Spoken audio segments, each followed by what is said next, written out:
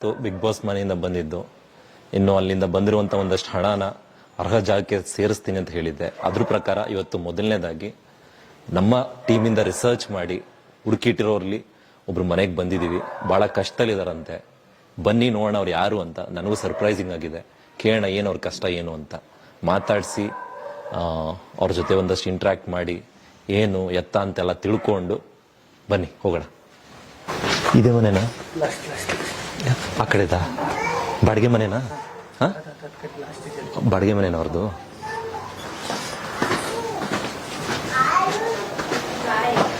ಇದಾ ಅದ? ಈ ಮನೆನಾ ಆ ಮನೆ? ಆ ಮನೆ.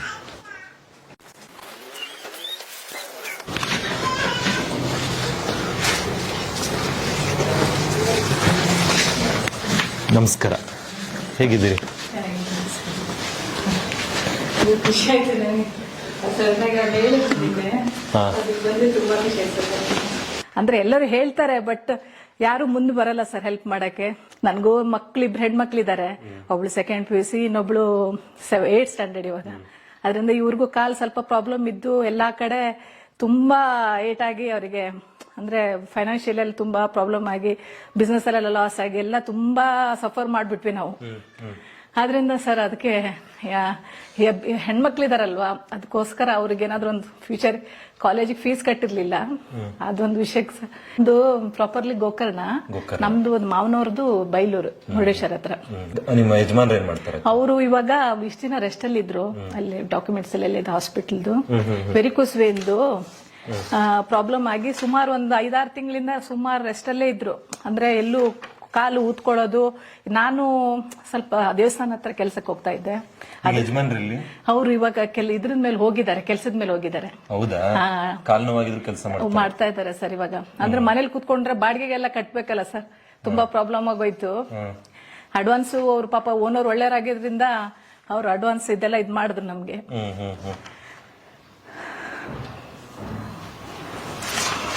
ಏನಂತ ಹೇಳಿದ್ದಾರೆ ಡಾಕ್ಟರ್? ಅದೇ ಆಪರೇಷನ್ ಮಾಡ್ಬೇಕು ಅಂತ ಹೇಳಿದ್ದಾರೆ. ಬಟ್ ಆಪರೇಷನ್ ಮಾಡಿದ್ರೆ ಅವರು ರೆಸ್ಟ್ ಅಲ್ಲಿ ಇರ್ಬೇಕಲ್ವಾ, ಮನೆ ನಡ್ಸೋದ್ ಕಷ್ಟ ಅಂತ ಹೇಳ್ಬಿಟ್ಟು ಅವ್ರು ಹಾಗೆ ಹೋಲ್ಡ್ ಅಲ್ಲೇ ಇದ್ದಾರೆ ಸರ್. ಅವರು ಅದಕ್ಕೆ ಬರ್ತಾರೆ, ಬರೋ ಟೈಮ್ ಆಯ್ತು. ಒಂದೊಂದ್ಸತಿ ಬೇಗ ಬರ್ತಾರೆ, ಒಂದೊಂದ್ಸತಿ ಲೇಟ್ ಆಗತ್ತೆ ಸರ್. ನಿನ್ನೆ ಅವ್ರ ಅಣ್ಣ ಬಂದಾಗ ಇದ್ರು, ನಿನ್ನೆ ಇದ್ರು. ಫೋನ್ ಮಾಡಿ ಕರ್ಸಿ. ಆಮೇಲೆ ನಾನು ಇವ್ರಿಗೆ ಫೋನ್ ಮಾಡಿದೆ ಸರ್, ಈ ತರ ಇದ್ದಾರೆ ಅಂತ.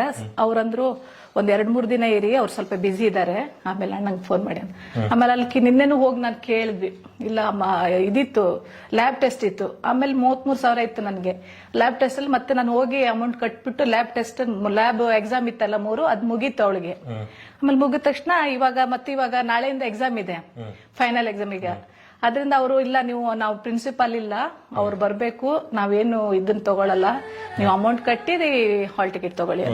ಮಕ್ಕಳು ಮಾತಾಡ್ಸೋಣ, ಯಜಮಾನ್ರು ಮಾತಾಡ್ಸೋಣ, ಸರಿ ಸರ್, ಹೆಂಗೆ ಏನು ಅಂತೆಲ್ಲ ಕೇಳಿ ಇದ್ ಮಾಡೋಣ. ಆಯ್ತು ಸರ್, ಎಷ್ಟು ಅವಶ್ಯಕತೆ ಇದೆ ಅಷ್ಟರಲ್ಲಿ ನಮ್ ಕೈಲಾದಷ್ಟು ಎಷ್ಟಾಗುತ್ತೋ ಸರಿ ಸರ್. ಸರಿ ಸರ್, ನನ್ನ ಮಕ್ಳಿಗೆ ಒಂದು ಸ್ಕೂಲ್, ಅವಳಿಗೆ ಕಾಲೇಜಿಗೆ ಒಂದು ಇದು ಹೆಲ್ಪ್ ಮಾಡಿ, ಟಿಕೆಟ್ ಕೊಡಲ್ಲ ಅಂತ ಹೇಳಿದ್ದಾರೆ ಸರ್. ಇವಾಗ ಅವ್ರೇನ್ ಓದ್ತಿದ್ದಾರೆ? ಅವಳು BNM college second PUC PCMC ತಗೊಂಡಿದ್ದಾರೆ. ಎರಡನೇವರು? ಅವಳು 8th ಸ್ಟ್ಯಾಂಡರ್ಡ್ ಸರ್, 8ನೇ ಕ್ಲಾಸ್. ಏನ್ ನಿಮ್ ಹೆಸರು? ನಾನ್ ಚೆನ್ನಾಗಿದ್ದೀನಿ, ನೀವು? ಬನ್ನಿ ಪುಟ್ಟಿ. ಹೇಳಿದ್ರು ಅಮ್ಮ ಎಲ್ಲ ಹೇಳ್ತಾ ಇದ್ರು, ಒಳ್ಳೆ ಪರ್ಸೆಂಟೇಜ್ ತೆಗೆದಿದ್ದೀರಂತೆ, 95%. ಸಂಸಾರ ನಡೆಸೋದು ಎಷ್ಟು ಕಷ್ಟ ಇದೆ. ಪ್ರತಿದಿನ ಒಂದ್ ಅಕ್ಕಿಗೆ ಹೋಗ್ಬೇಕು ಹೊರಗಡೆಗೆ, ಮನೇಲಿ ಒಂದ್ ಬೇಳೆ ಇರಲ್ಲ, ಮಕ್ಳಿಗೆ ಡಬ್ಬಿ ಕಟ್ಟಬೇಕು, ಸ್ಕೂಲಲ್ಲಿ ಎಲ್ಲ ಒಳ್ಳೊಳ್ಳೆ ಬಟ್ಟೆ ಹಾಕೊಂಡ್ ಬರ್ತಾರೆ, ಅದನ್ನ ನೋಡ್ತಾರೆ. ಆದ್ರೆ ನನ್ ಮಕ್ಳು ಅಪ್ರಿಶಿಯೇಟ್ ತುಂಬಾ, ನಾನು ಅಮ್ಮನ್ ನೋಡ್ಕೋಬೇಕು. ಅವಳು ನಮ್ಮ ಮಕ್ಳು ಅದೊಂದು ನನ್ ಪುಣ್ಯ ಸರ್. ನನ್ಗೆ ಯಾವ್ದಕ್ಕೂ ಆಸೆ ಪಡಲ್ಲ. ಅವರು ಎಷ್ಟಿದೆಯೋ ಅಷ್ಟರಲ್ಲಿ, ಎಷ್ಟಿದೆಯೋ ಅಷ್ಟರಲ್ಲೇ ಅವರು ಇದ್ ಮಾಡ್ತಾರೆ.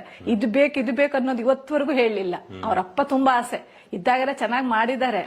ಬಟ್ ಇವಾಗ್ಲೂ ಅಷ್ಟೇನೆ, ಅವ್ರಿಗೆ ಆತರ ಯಾವ್ದು ಇದು ಮಾಡಲ್ಲ. ನಮ್ಗೇನ್ ಓದ್ಸಪ್ಪ, ನನ್ಗೆ ಇನ್ನೇನಿಲ್ಲ. ಅವಳು ಅಂದ್ಲು ಹೋದ ವರ್ಷ, ಇದೊಂದು ವರ್ಷ ನನ್ಗೆ ಹೆಂಗೋ ಕಷ್ಟಪಟ್ಟು ಓದ್ಸಪ್ಪ, ನೆಕ್ಸ್ಟ್ ಇಯರ್ ನನ್ಗೆ ಯಾವ್ದೋ ಒಂದು ನಂಗೆ ಲೋನ್ ಸಿಗತ್ತೆ ಬ್ಯಾಂಕಲ್ಲಿ, ಅವಾಗ ಏನಾದ್ರು ಒಂದ್ ಮಾಡ್ಬೋದು, ನಾನ್ ಮಾಡ್ತೀನಿ ಅಂತ ಅವ್ರಿಗೆ ಅಷ್ಟು ಜಿಗುಪ್ಸೆ ಬಂದ್ಬಿಟ್ಟಿತ್ತು, ಜೀವನದಲ್ಲಿ ಅಷ್ಟು ಲಾಸ್ ಆಗಿ ಯಾರು ಕೈ ಹಿಡಿದಿರಲ್ಲ. ಆ ಟೈಮಲ್ಲಿ ಏನೋ ಬೇಡ, ನಾವು ಯಾರ ಮೇಲೆ ಡಿಪೆಂಡ್ ಇರೋದೇ ಬೇಡ, 4 ಜನ ಹೋಗ್ಬೇಡ ಅಂತ ಆ ಸ್ಥಿತಿಲಿ ಬಂದ್ಬಿಟ್ರು ನಮ್ಮ ಮನೆಯವರು.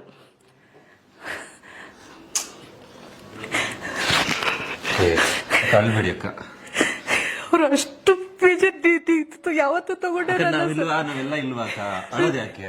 ಯಾರ ಮೇಲೆ ಈಗ ನಿಮ್ಮನ್ನ ನೋಡಿ ಪುಟ್ಟಿ ಹೇಳ್ತಾರೆ, ಯಾರ ಮೇಲೂ ಡಿಪೆಂಡ್ ಮಾಡೋದು ಬೇಡ, 4 ಜನ ಹೋಗ್ಬೇಡ, ನಾನ್ ಯಾರ ಮೇಲೂ ನನ್ ಮಕ್ಳಿಗೆ ಡಿಪೆಂಡ್ ಆಗಿರಕ್ ಇಷ್ಟ ಇಲ್ಲ ಅಂತ ಅಂದ್ಬಿಟ್ರು.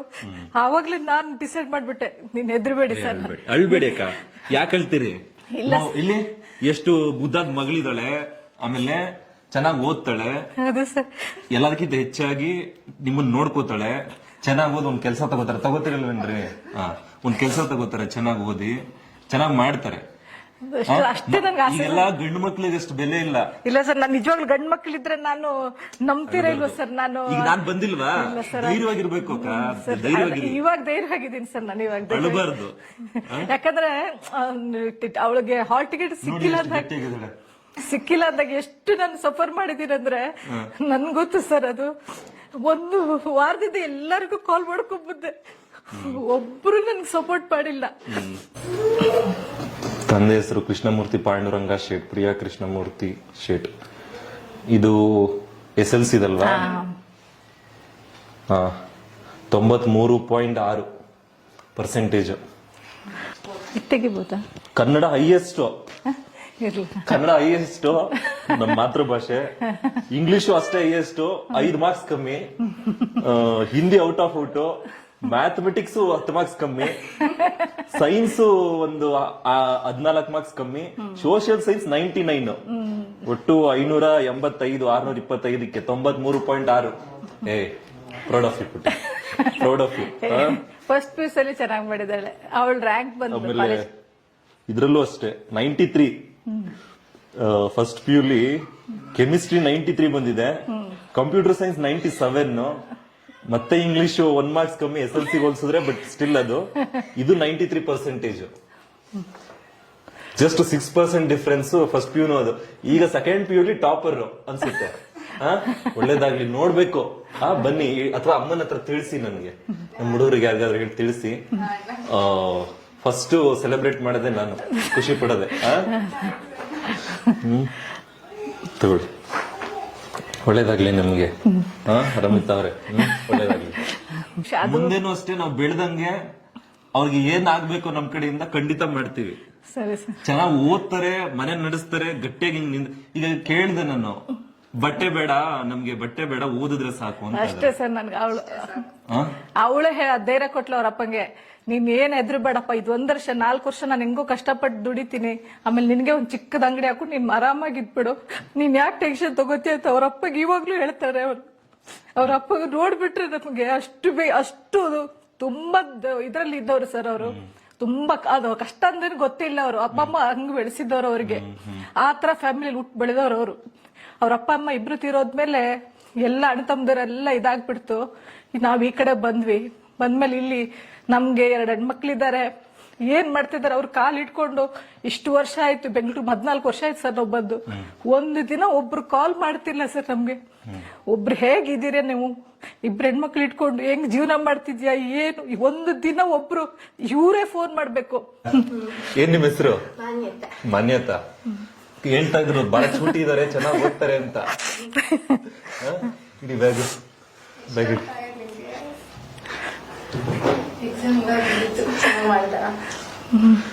ನಿಜವಾಗ್ಲು ಬಹಳ ಖುಷಿ ಆಗ್ತಾ ಇದೆ ಇಬ್ರು ನೋಡಿದ್ರೆ.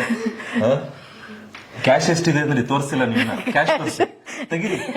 5 ರೂಪಾಯಿ ತೋರಿಸ್ಬೇಕು ಎಷ್ಟಿದೆ ಕ್ಯಾಶ್ ಈಗ ಸದ್ಯಕ್ಕೆ ಮನೇಲಿ.